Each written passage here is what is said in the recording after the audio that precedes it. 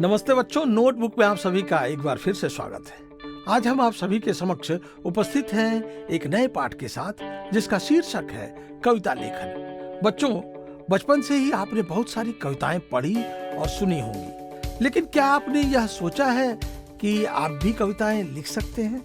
कविता लिखने के लिए सबसे जरूरी है आपकी कल्पना शक्ति। आपको किसी भी चीज के बारे में अधिक से अधिक कल्पना करनी होगी, तभी आप कविता लिख सकते हैं। मान लीजिए आपको चिड़िया पर एक कविता लिखनी है, तो आपको ये सारी बातें जाननी होंगी कि चिड़िया देखने में कैसी होती है, वह कहाँ रहती है, क्या खाती है, कहाँ कहाँ जाती है।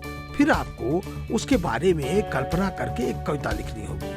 कविता में चिड़िया के सभी क्रियाकलापों का वर्णन करते हुए आपको तुकांत कविता लिखनी होगी। उदाहरण के लिए, यदि आपको मेघ पर एक कविता लिखनी हो तो कैसे लिखेंगे? तो आइए अब हम देखते हैं। काले मेघा पानी खूब बरसाते मेघा, जब गर्मी से परेशान हो जाते हम सबको राहत पहुंचाते मेघा। उमड़ते घुमड़ते गरजते मेघा, खेत खलिहानों में बरसते मेघा। गरम रेत सी जब तपती धरती, किसानों की प्यास बुझाते मेघा। नदी तालाब जब सूख जाते, उन पर अपनी ठंडी बूंदें बरसाते मेघा। धरती की गहराई में दबे कुचले बीजों को एक नई सी दुनिया दिखलाते मेघा। इस प्रकार हम देखते हैं कि इस कविता में मेघों का बहुत अच्छा वर्णन किया गया है। उनकी हर एक छोटी छोटी बात को उकेरा गया है। आइए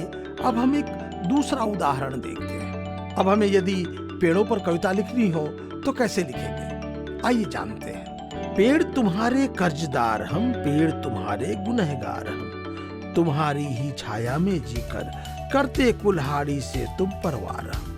पेड़ तुम्हारी ऊंची ऊंची शाखाएं, उन पर फलते फलों के अंबार हम।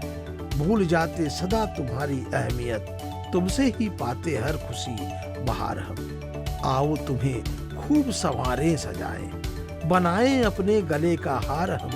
स्वीकार करें अपने सभी अपराध, दे फिर से तुम्हें बेहिसाब प्यार हम।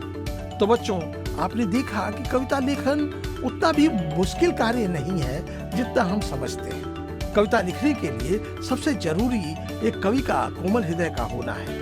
फिर मिलेंगे एक नए पाठ की वीडियो के साथ। तब तक के लिए हम विदा लेते हैं।